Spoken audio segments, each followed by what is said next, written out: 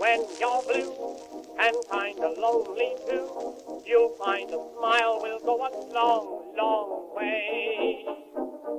Though you're down, don't sit around and frown. A little smile will go a long, long way. Never grieve, just try to make believe the sky is blue, although you know it's gray. Don't you pine, it's just a waste of time. You'll find a smile will go a long. And welcome to another edition. It's Ron and Jen's Great Escape, the podcast. This is episode number 91, and Hazel is going bananas in the other room. Well, she's got a lot to say. You know what's going on is National Grid has been tearing up a lot of the roadways around here near Chez St. Pierre and East Greenwich. I have no idea what they're doing. But well, I know. She's going bananas. You want to know what the chit-chat is? What's the chit-chat? This is part of the misinformation and the disinformation thing. A lot of conspiracy theorists have noted, because in my neighborhood too, that they're somehow, this is how they're going to spy on us. Oh, okay, that's it. They're doing something to the fiber optic cables. Oh, so that's why they didn't want to discuss it when I went out there. That's what they're saying. It's a big secret. Well, I hope everybody had a nice Mother's Day, as this podcast is dropping on our traditional Wednesday with Mother's Day in the rearview mirror. If you're fortunate enough to have your mom still with you, I certainly hope you spent some time with Wait a Mom. minute, Mother's Day is a week from Sunday. No, Mother's Day is this Sunday. No, it's not. Yeah, okay. It's a week from Sunday. It is? It better be.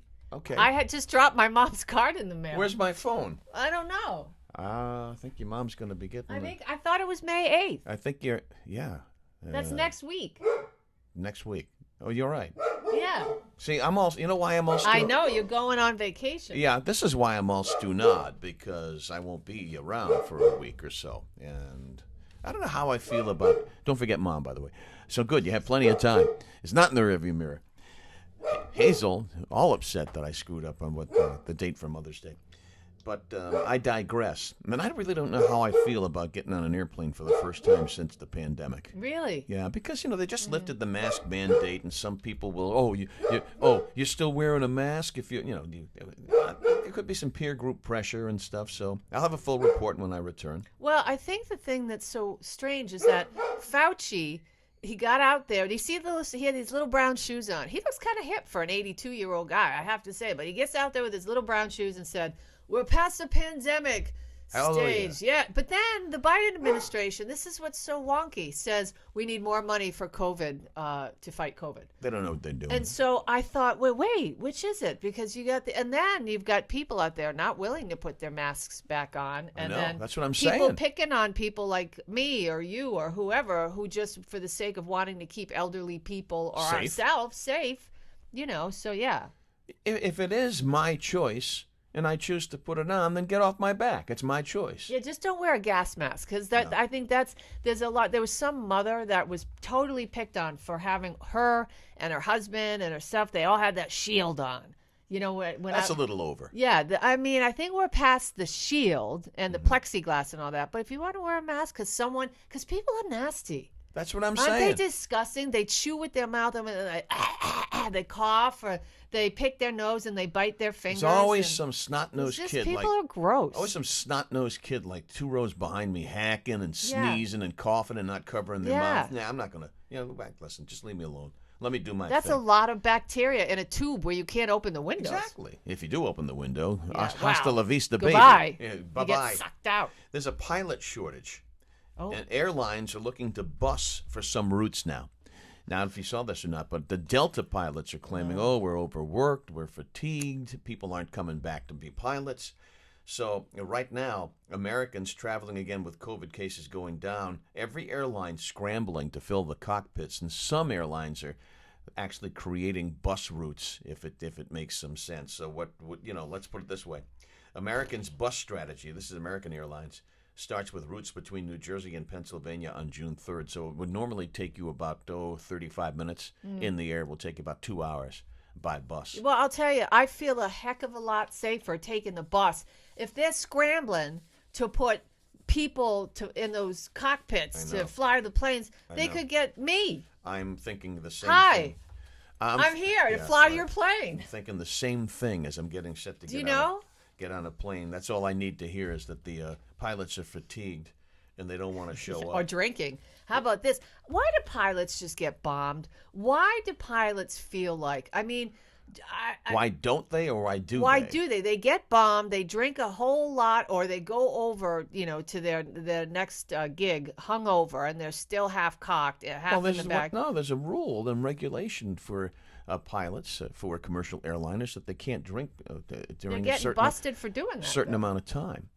That job's got to have a ton of pressure on it. That and air traffic controllers. So you want to show up hammered? No, but you want after. I think we should go higher. No. I think pull that plane's nose up. I think afterwards. Dear God. What do you say we drop the nose? Yes. My God, just for fun. I think that let's give those folks a good scare. That job probably is one that is filled with anxiety. It's probably way up on the list of jobs that are racked with anxiety. I would never want to do that and be responsible for all that number of people. No way. No way could I do that. No way. You get to see aliens potentially, those Tic Tacs. Possibly. Go flying across. I saw a household pulse survey. Never heard of these people before. How to handle anxiety. Speaking of, if you're an air traffic controller or a pilot, listen to one of the suggestions. Use a weighted blanket. You see those things I see those on the internet a lot. Yes, and when you go to places like, even Walmart has them now, with Bed Bath and Beyond and so on and so forth. I've never used one. Well, is that sort of like the thing that they sell for dogs and cats, the thunder shirts? It creates some kind of a pressure where you feel like you're being held. So maybe that does cut down. Maybe that cuts down on the anxiety. I don't know. I don't know. How about this one? Create tension in your muscles and then release. Repeat is needed. Yeah, sit there, Ron, and do this. I don't know. I don't know about that. Oh, Lord. Give yourself a massage. Well, that could be interesting. You'll end up on YouTube. But not in front of the internet. Yeah. If you know what I'm saying. I mean...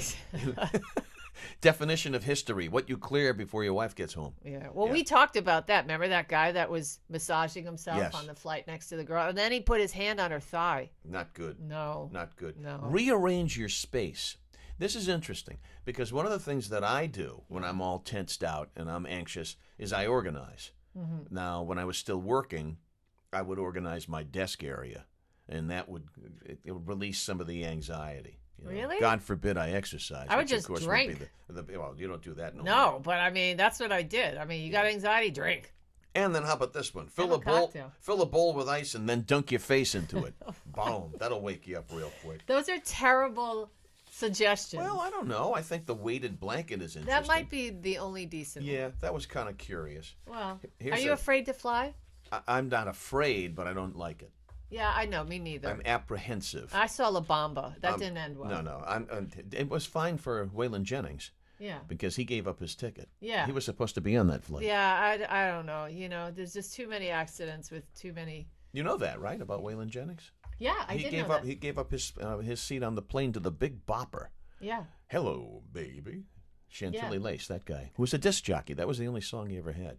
And, well, he wasn't around after he took that seat from Waylon.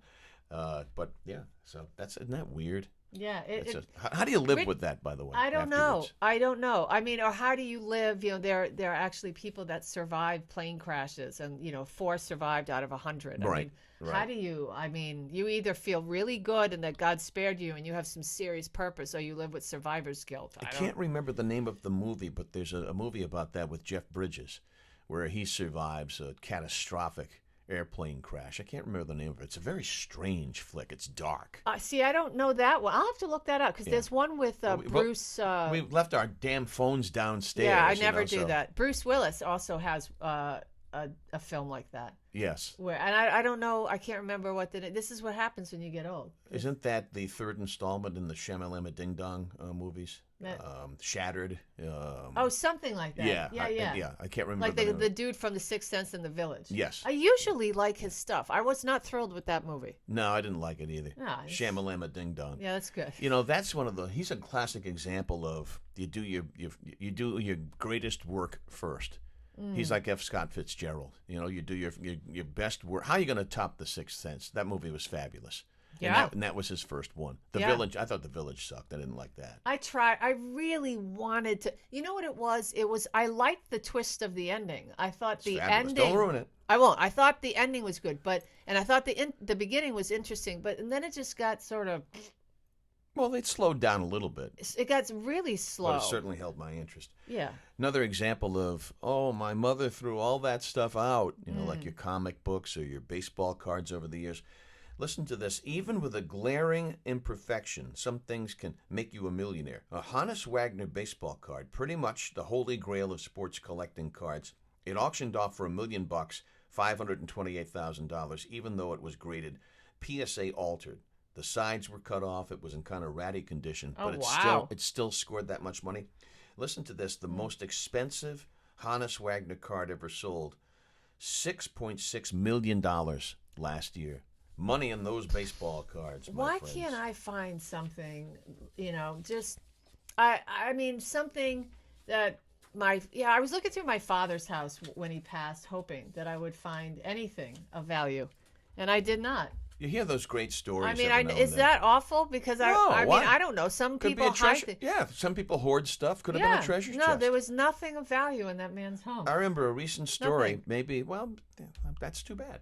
Maybe it is. It might have been a couple of years ago, and there was this great story of somebody who had bought a house and they were renovating it. Oh, see, that's right there. They bought a house, they were renovating it, and they took out a wall. Of course. And it was all insulated with newspaper and different things. And one of the rolled up pieces of paper, but it wasn't actually rolled up. It was just in there in perfect condition. Was one of the first Superman comic that's books. what I'm talking about. Why can't I be fortunate enough to ever have, or you buy a car and there's, $50,000 under the seat that, Right.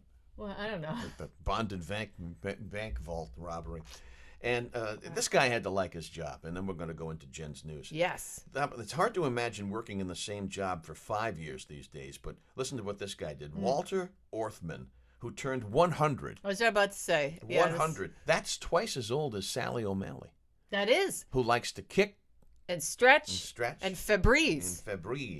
This guy's in the Guinness Book of World Records now. Same job, longer than anybody else. He worked at the same company for 84 years. What did he do? And he's still working. Come on. He's still working. Let that be a lesson to the Gen Zers out there. The Brazil native started working for textile company Industrious Renox, now known as Renox View. Oh, no wonder I couldn't find it. He started back in 1938 when he was 15 years old, and he's still at it. Wow. Now, that's somebody who's got to love his gig.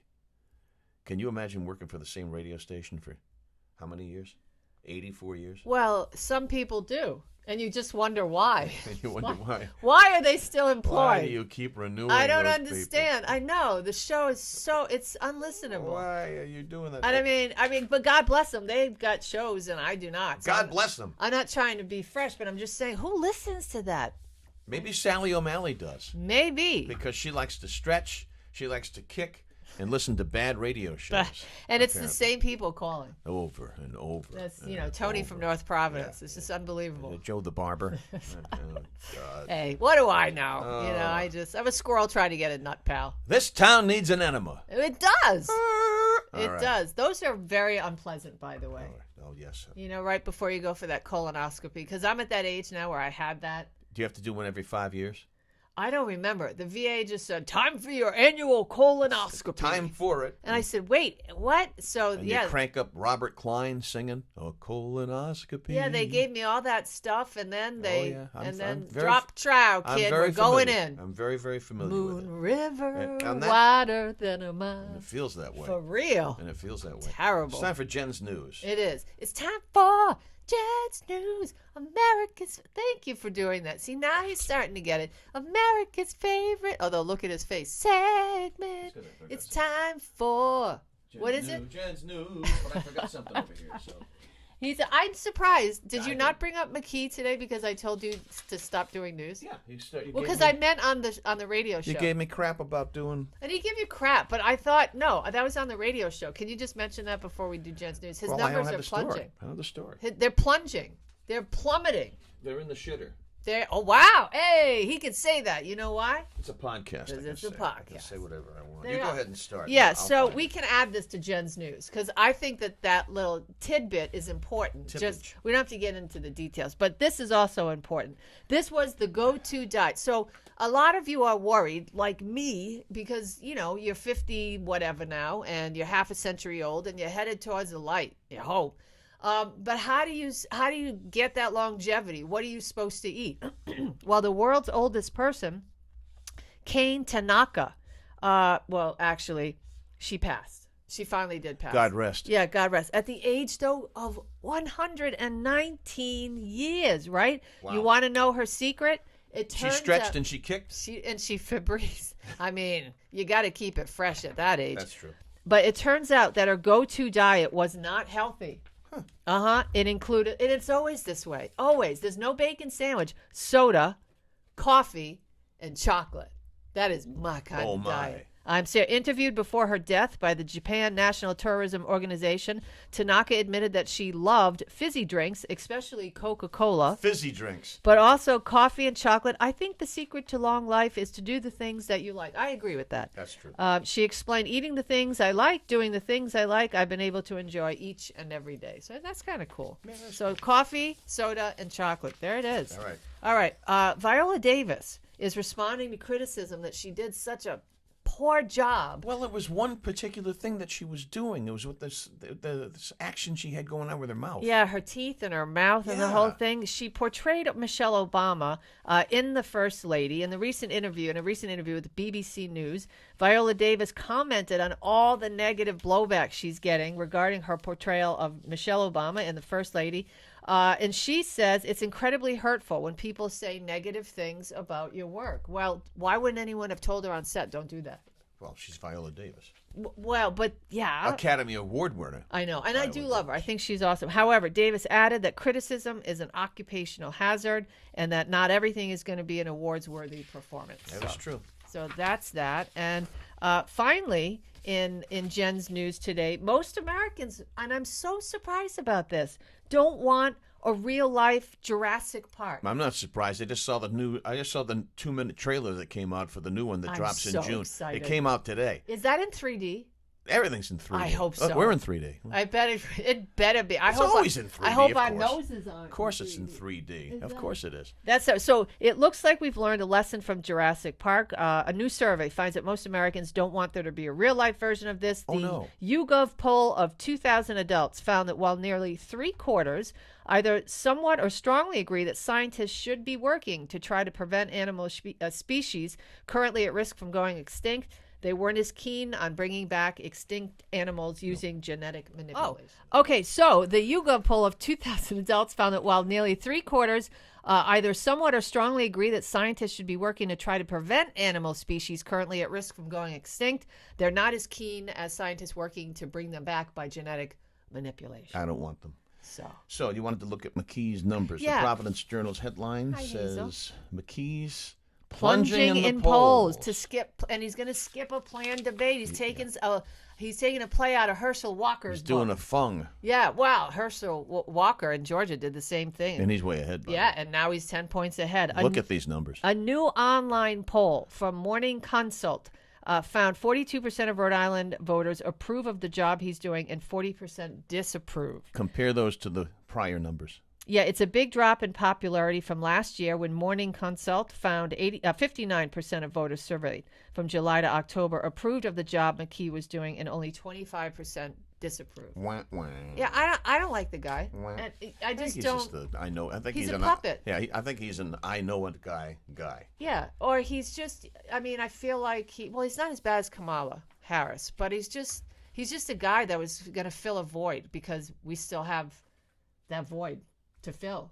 Yeah. And I mean, I just don't think anybody really takes him seriously. He doesn't have a command presence about him. I don't feel like he's a tremendous leader. I'm not surprised. He's an I know a guy. Yeah, so that's it. So that's the end of Jen's news. But I wanted to give a little local angle there because, well, now who's gonna lead this biggest little state in the union? We'll find out come soon. They need to bring that Benny's ad back. We're the biggest little state of the union. That was a good one. That was good. I like that. All right. What are you going to do? I want now? to say thanks to Oh, yes. O'Hara Senior Care Services for sponsoring the fine program. That's right. And if you have a loved one who's getting up there in age, wants to maintain their independence and live in their own home, need a little help on a daily basis, maybe a weekly basis, it's up to you. You know, a la carte. You work that out with Brenda Lee O'Hara by dialing 401-345-1811. That's 401-345-1811. Let us do Where Did That Come From? And Okay. then I'll let you wrap it up. I How's have that? something really good to end the show today. It's this Excellent. great cocktail talk. Okay. How did we start celebrating Mother's Day? For me, Oh. obviously, I was starting to celebrate it a little bit too early. But in 1907, Miss Anna Jarvis of West Virginia asked guests to wear a white carnation to church service on the anniversary of her mother's death. But Mother's Day became increasingly commercial, and Miss Jarvis spent the rest of her life trying to restore its simplicity. The strain of her efforts to stop Mother's Day, she went to stop it, and what it had become led to her insane asylum, where she died alone in 1948. On that uplifting note, That's awful. so how did we start celebrating Mother's Day is what this little book of answers says, but the passage they put there that I didn't pre-read had nothing to do with the start of Mother's Day. So what did we learn from this? Always read your materials first. Well, proofread. I mean, if you have time. Life moves fast. What an a-hole. Life. Like Ferris Bueller said. Ferris Bueller. Life moves fast. If you It- don't stop and take a look at it or something like that, Yeah. you might miss something. You might miss something All good. right. Well, All right. and here's what you guys probably missed, which is why I thought we'd end Ron and Jen's Great Escape, the extravaganza known as the podcast, with this little ditty. And that's why I said it's great cocktail talk. You'll get this in a minute. Monica Lewinsky did not perform oral sex with President Bill Clinton in the Oval Office. If you remember, Rush Limbaugh used to call it the Oral Office. That's right. In 1998, Monica Lewinsky swore under oath in her testimony to a grand jury that she and President Clinton were never physically intimate in the Oval Office.